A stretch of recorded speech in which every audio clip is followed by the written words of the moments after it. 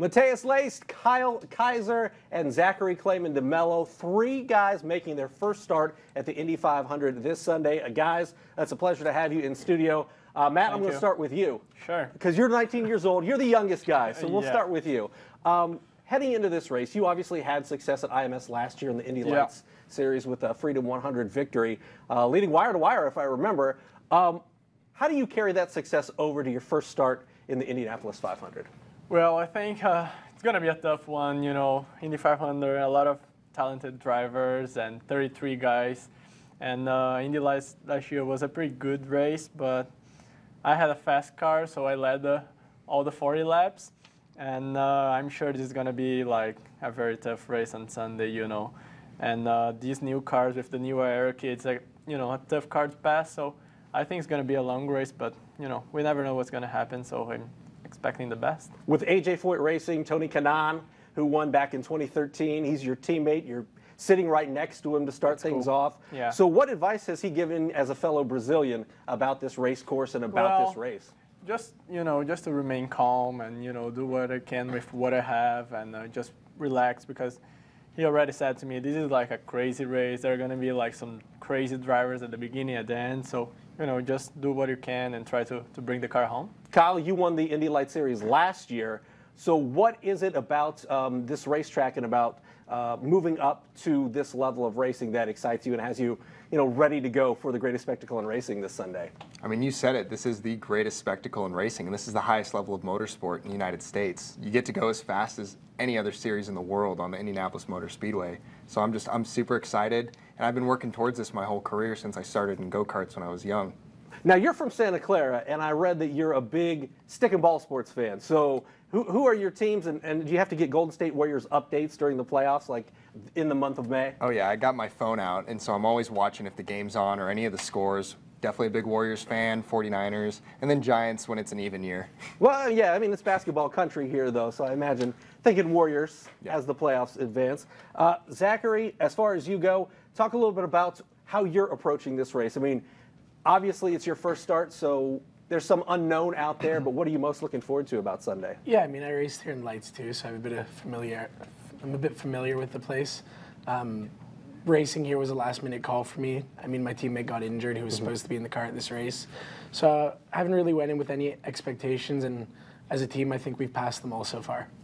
We've seen you pretty active on social media. Mike Pence hanging out with you on Friday, on Fast Friday, and then we saw you milking a cow earlier today. What is it about this experience that you've embraced at just, I believe, 20 years old? Yeah, really just so many things at Indy that are happening, and I'm just kind of want to experience all of them. It's my first time here for an IndyCar race, and I'm young, so I'm excited to try everything. Matheus, when you take a look at some of the speeds, especially in qualifying, it's a really tight-knit group. There's not a lot that separates, 1 from 33. So heading into this race, knowing that people look pretty even heading into Sunday, what's your approach? I mean, I'm just trying to remain calm, I think I'm going to be pretty excited and nervous on Sunday. It's going to be a long day, but, I always dreamed to be here, and I always wanted to be here. So this is my time now, and I'll try to do my best to finish up high. Now, Tony always seems to, I've seen some video where he makes fun of your hair. Yeah. Where's the style come from? Is that classic Brazilian style with the hair? I don't know, maybe. Well, I mean, what do you guys think? It's pretty cool, isn't it? I think it's pretty cool. I couldn't do that with my hair. You can't pull it off? I could never do that. Well, if we're talking style, Zach, if I read correctly, you have a shoe company. Yeah. ZCD Shoes out of Montreal, right? Yeah, I own a shoe company. It's only for females, actually, so I don't get to wear any of it, which is unfortunate. I was going to say, your feet are not small enough to fit into those. Yeah, but it's mostly my mother and sister. They kind of do everything, and I just take credit for it. So. That's a good idea. How did that come about? Well, my mom's been in fashion since, her whole life, since I was a kid, and she was a distributor for a lot of big brands like UGG, Ed Hardy, Juicy, back when they were big, and she just wanted to start her own thing, so I think racing kind of inspired it, and their whole thing is racetrack to runway or something like that. So I mean, that's how it kind of came alive, and that's how the idea started. You're big into family. Talk a little bit about the number 13 and your grandmother and what that means to you and your family. Yeah, my grandmother was in the Holocaust, and she was freed on Friday the 13th. The numbers on her arm added up to 13, so it's been a really significant number in my family for a long time, and just a lot of things revolve around 13. She passed away on Friday and was buried on the 13th, so it's been a really special number for me my entire life. Do any of the tattoos that you have represent family? Yeah, I mean, the 13 behind my ear is for my grandmother. I also have a sunflower on my chest. It was my grandmother's favorite flower. There's a bee in the middle of the sunflower, and it's my sister wrote a poem for her that she read in the eulogy, so it's a very special tattoo for me. Kyle, Tom Brown is your engineer, correct? Yes, he is. Do you have a Scottish accent that you might be able to give us? Because he's pretty well known for, when you hear him, it's very distinct, I guess. The one thing he keeps telling me is, you gotta roll your R's. That's the best I could do, but I still have not mastered it. I definitely need more work. When you take a look at you three guys, you guys all came up through karting, all making your first start at the Indy 500. Is it amazing to see that, on one hand, here's a guy from Montreal, here's a guy from Santa Clara, here's a guy from Brazil, and yet throughout your entire life, the goal for all of you has been to get to this race here in Indianapolis this weekend? I think it really is incredible, and you see that a lot in the IndyCar series. If you look at the grid, I saw a really cool post that showed the flags of all the people starting throughout, and it just looks like a rainbow, because it shows the diversity and the amount of people that come from all over the world just to race in the biggest race in the world. Matheus, do you have any superstitions going into races? Not really, not really. I mean, like I've got my specialty taco socks on. Do you guys wear anything like specific or have any like race day issues? I'm wearing my Game of Thrones socks right now. Ooh, you're a big Game of Thrones fan? Huge. I mean, is that something like that helps you relax, when you're back off the race course on a day like this, or a day leading up to a race that kind of gets your head away from the racetrack? I mean, what do you guys do to get away, I guess you should say? I listen to music. What kind? Yeah, everything, I mean. Brazilian music, Yeah, right? Brazilian music? Like, is that dance music? Like what is Brazilian music? No, it's like kind of country music. Really? But like in Portuguese, of course. Okay. Final question for all you guys. When it comes to this race on Sunday, what do you think are going to be the big keys, I guess I should say? Finish.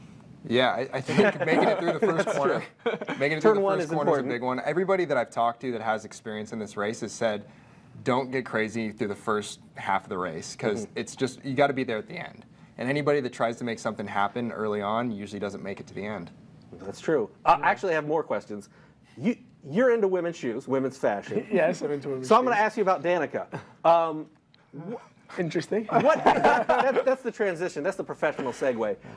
It's going to be her last start. So when you take a look at what she's done for the sport in terms of popularity and then also as a driver, what are your thoughts on her wrapping up her career at the Indianapolis 500 and kind of the legacy that she leaves? Even without a victory yet, she has still elevated the sport to a certain degree. Yeah, I mean, I haven't really followed her whole career. She's never really been someone that I looked up to. So, but I mean, she's done a lot for women in the sport, and she's done a good job. She's very competitive. She's just as strong as any guy out there if you're talking about physical shape. And it's impressive what she's done. I mean, more credit to Indy than anything. She wants to finish her career here because it's such a special race. People come from all around the world, like Kyle said, to do this race, and I think that's why she chose to finish her career here.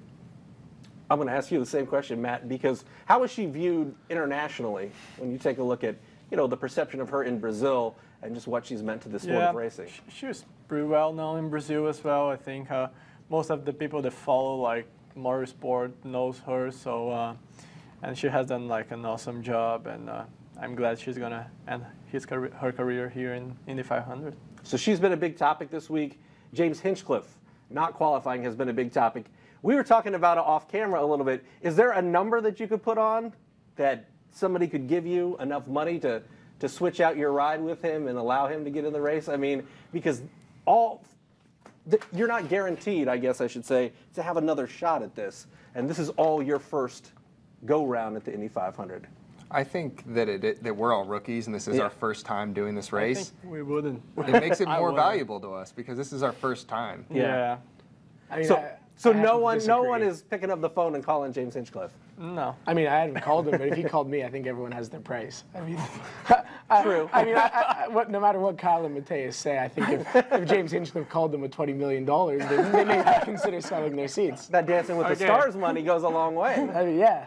Yeah, well, but it's tough to say. I don't know. it's- It depends. It depends. Well, But congratulations. he wouldn't come. I mean, he wouldn't come with No, like you 4 wouldn't million. call it that much money. Yeah. Dude, I don't know. You guys have He good would come starting like spots. with 200,000, you know, and then but it's not actually, worth by the it. No, rules, for if you that. were to get into our car, you'd have to start in the back. Would he? Yeah, because that Yeah. happened when Ryan Hunter race? yeah, Ryan Hunter race. Somebody like- swapped and then they had to Bottom start at the way, back. So Yeah. starting position doesn't play an effect. But this is like a big deal for us. This means the world to us. I mean, Yeah, this is everything we've been definitely. working towards. It's our Right. first go at it. Yeah. I don't care what anybody's offering me. I would never give that up. Yeah, me Well, you too. guys are all in pretty good position and have run well so far this week. So congratulations on everything that you've been able to do, and good luck in the race on Sunday. Yeah. Thank you. you. All right.